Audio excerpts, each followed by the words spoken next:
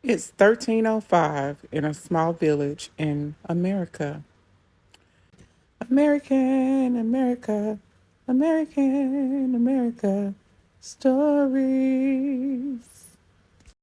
The wind is blowing, and on that wind, Glenda could hear Annie V laughing, laughing, laughing. There was a heartiness to this laugh.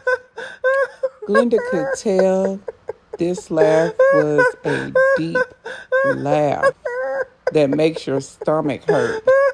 Yeah, the good kind.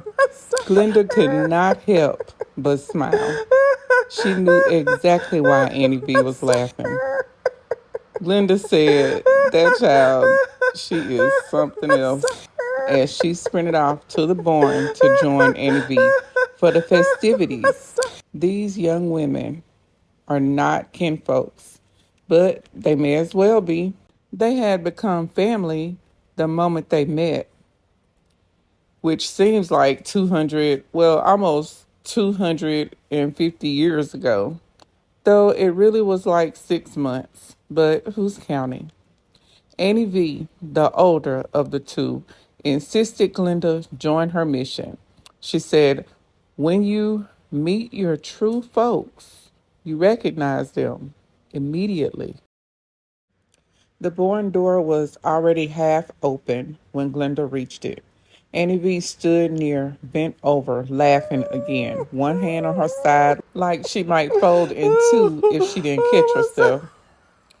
Glenda leaned against the barn door frame, catching her breath, smiling. That set them both off. The sound of it filled the air. Big, unguarded laughter, the kind that loosens the grip of time for a moment. For a moment. They just stood there. Annie V said, "Come on." She and Glenda stepped in together, side by side, like the decision had been made long before they crossed the threshold. The barn itself was nothing like the worn out structures people expected from a village setting. It stood wide and intentional, built from deep seasoned timber that had been smoothed by time rather than damaged by it. The wood still carried its original warmth, honey brown in the low light, with beams overhead that crossed like careful hands holding everything in place. Lanterns hung at measured distances along the rafters, their glow steady and soft, turning dust in the wind into drifting threads of gold. The floor was swept clean, too orderly. Straw had been laid in deliberate patterns, not scattered, as if even the ground had been asked to participate in something meaningful. Along one wall, long tables had been set with cloths the color of earth after a long rain. Small bowls, handwritten notes, folded fabrics, and carved objects sat in quiet arrangement, less like decorations, more like language. Glenda slowed as she took it all in. Annie V, beside her, let out a laugh again. This time, it wasn't just humor. It was disbelief, trying to hold hands with joy and failing. "I told myself this wasn't real," Annie V said, between breaths, shaking her head.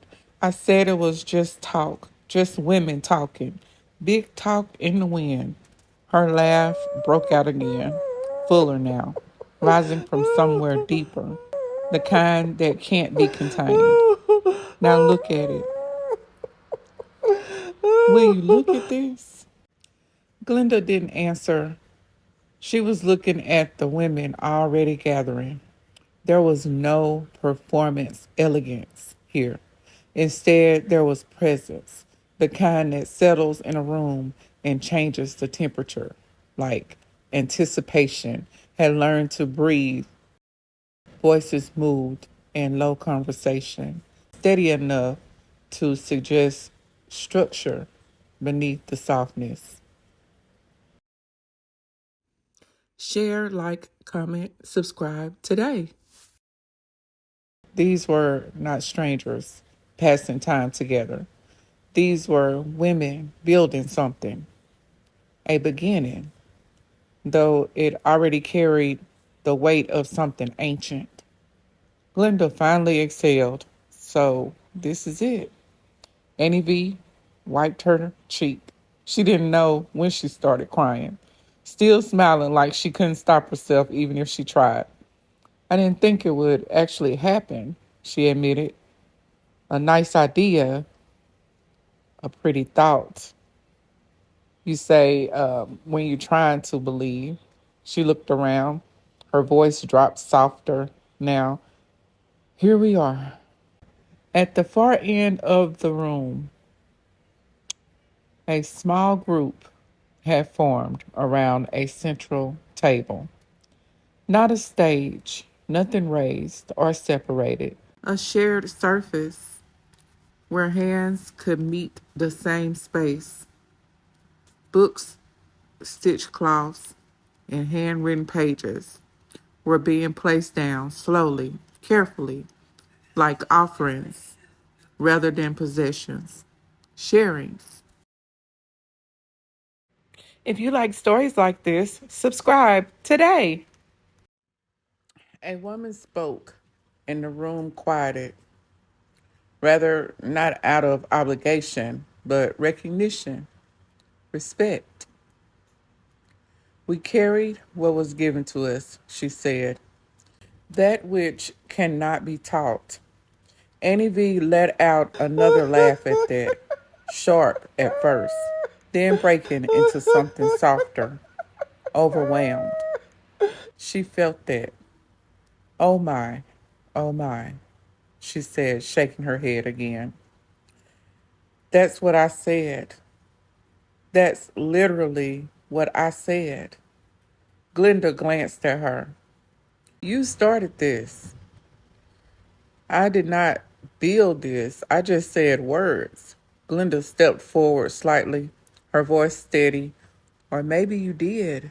Annie V, still caught between laughter and something like reverence, nodded once slowly, this time as if she was finally catching up to what had been forming in her hands all along, and said, we carry what was given to us, that which cannot be taught, true knowledge that will not be miswritten. American America, American America stories.